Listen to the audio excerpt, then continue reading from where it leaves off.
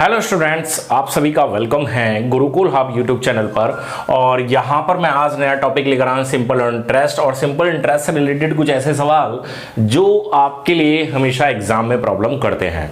तो बिल्कुल बहुत बेनिफिशियल एक छोटी सी वीडियो होने वाली है और इस वीडियो में बताए गए सभी क्वेश्चन आपके लिए बहुत ज़्यादा ज़रूरी हैं। इन क्वेश्चन को बहुत ध्यान से बहुत अच्छे से समझ के चलें। तो पहला सवाल ये है आपके सामने जो मैं लेकर आया हूँ।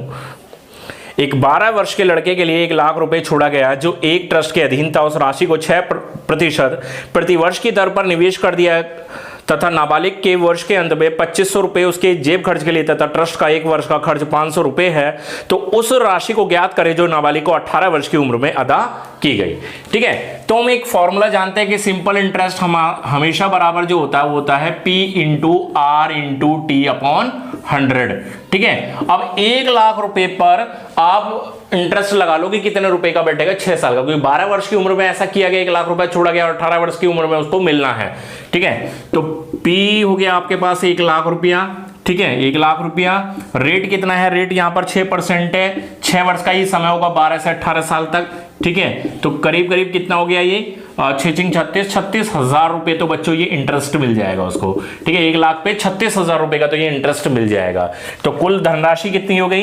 1,36,000 जो उसको मिलनी चाहिए बाद में। लेकिन अब इसमें क्या है कि 2500 रुपए सालाना तो उसे खर्च के लिए मिलते हैं और 500 रुपए सालाना ट्रस्ट के लिए मिलते हैं। तो करीब करीब 3,000 रुपए सालाना खर्च होता है। तो 3,000 रुपए हो गया, 3,000 रुपए हो गया सालाना। और 6 साल तक खर्च होगा क्योंकि 12 वर्ष की उम्र है, 18 साल की उम्र तक। तो कितना खर्च हो जाएगा? 18,000 रुपए खर्च हो जाएगा। 18,000 खर्च हो जाएगा ना। इस 18,000 को आप यहां से माइनस कर लेंगे तो कितना हो गया बच्चों? 1,18,000 रुपए वो धनराशि रहेगी। 1,18,000 रुपए होगी जो उसे 18 वर्ष की उम्र पर जब वो बालिग हो जाएगा तब उसको प्राप्त होगी। ठीक है, इसमें इंटरेस्ट भी इंक्लूड हो गया और जो खर्च है उसको हमने यहां से हटा लिया है। ठीक है, समझ में आ गई बात? चलिए, तो इस तरीके से ये आपका फर्स्ट क्वेश्चन सॉल्व होगा। अगले सवाल पर चलते हैं।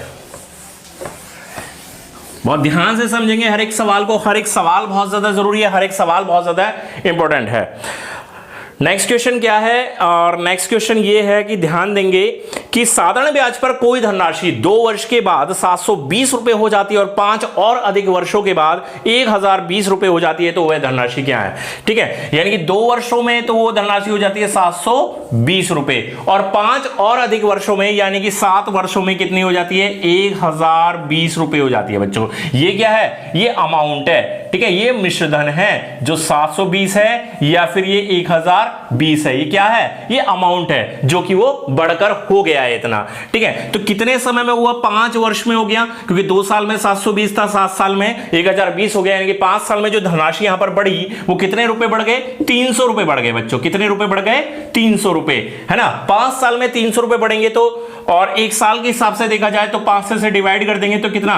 1 साल में 60 रुपए बढ़ जाते हैं। कितना बढ़ जाता है? 60 रुपए 1 साल में बढ़ जाते हैं। और 2 साल के हिसाब से देखा जाए तो 2 की मल्टीप्लाई कर देंगे, कितना? 120 रुपए होगा। तो 120 रुपए इंटरेस्ट से बढ़े हैं। इस 120 को आप 720 में से माइनस कर लेंगे तो कितना मिल जाएगा आपको? आपको मिल जाएगा 600 रुपए। तो 600 रुपए जो होगा ये इसका प्रिंसिपल आ जाएगा। क्या आ जाएगा? प्रिंसिपल आ जाएगा, यानी कि क्या आ जाएगा? मूलधन आ जाएगा, यानी कि वो धनराशि आ जाएगी जो हमसे यहां पर पूछी गई है। 600 रुपीज इसका राइट आंसर हमें इस तरीके से मिल जाएगा। समझ में आ गया गाइस? तो इस तरीके से आप इस सवाल को भी सॉल्व कर लेंगे। अगले प्रश्न पर चलते हैं, अगले सवाल पर चलते हैं। एक किस्त वाला सवाल होता है, हमेशा पूछा जाता है किस्त वाला सवाल। और किस्त वाला सवाल क्या है? ध्यान देंगे। देखिए सवाल यह है कि 6,450 रुपए का ऋण 5% वार्षिक साधारण ब्याज की दर से कितनी वार्षिक किस्त देकर 4 वर्षों में चुकाया जा सकता है। तो देखिए पहली बार जब साधारण ब्याज पर किस्त दी जाएगी तो केवल मूलधन उसमें शामिल होगा। ठीक है, केवल मूलधन रहेगा। दूसरी बार जब वो किस्त दी जाएगी तो मूलधन में आपको ब्याज भी जोड़ना पड़ेगा। ब्याज कितना हो गया? मूलधन गुणा दर कितनी है? दर कितनी है? 5% और 1 साल का ब्याज बटे 100। तो पहले बार में तो केवल यही जाएगा, दूसरी बार में ये रहेगा, तीसरी बार में मूलधन प्लस मूलधन गुणा दर और 2 वर्ष का ब्याज बटे 100। ठीक है, तीसरी बार में ये हो गया तीसरे साल का। चौथे साल का क्या रहेगा, मूलधन प्लस मूलधन गुणा दर गुणा 3 साल का ब्याज बटे 100, और किसके बराबर रख देंगे, 6450 के बराबर रख देंगे। ठीक है, इसको बहुत शॉर्ट में भी आप कर सकते हैं, अगर ये कैलकुलेशन आप अपने हिसाब से रख सकते हैं। जैसे कि मैं रख दूं P प्लस ये हो जाएगा 100 प्लस और ये 5 तो 105 P। ठीक है, डायरेक्टली भी आप इसको रख सकते हैं कि आपको पता चल रहा है कि 5% का ब्याज है 1 साल का, तो 5 ही रहेगा, तो 105 P बटे 100 डायरेक्ट भी आप रख सकते हैं। ये हो जाएगा 5 दूनी 10 तो 110 P बटे 100 हो जाएगा, और ये लास्ट में हो जाएगा 5 या 15 यानी कि 115 P बटे 100 हो जाएगा, और बराबर रख देंगे 6450 के। ठीक है, एलसीएम ले लेंगे, यहां पर 100 हो जाएगा तो ये भी 100 P हो जाएगा, 100 P plus 105 P plus 110 P plus 115 P और बराबर हो गया 6450। पूरे कॉन्सेप्ट से सवाल को सॉल्व करा रहा हूं क्योंकि इस सवाल में कोई भी जल्दबाजी नहीं करनी है आपको। इस सवाल बहुत ज्यादा जरूरी है, बहुत ज्यादा पूछा जाता है एग्जाम में। तो ये कितना हो जाएगा, 100 200 300 400 415 430 430 P बटे 100 हो जाएगा बच्चों। कितना, 645 0। ठीक है, 0 से 0 कैंसिल हो जाएगी, और ये आप कैंसिल कर सकते हैं, कितनी बार में चला जाएगा,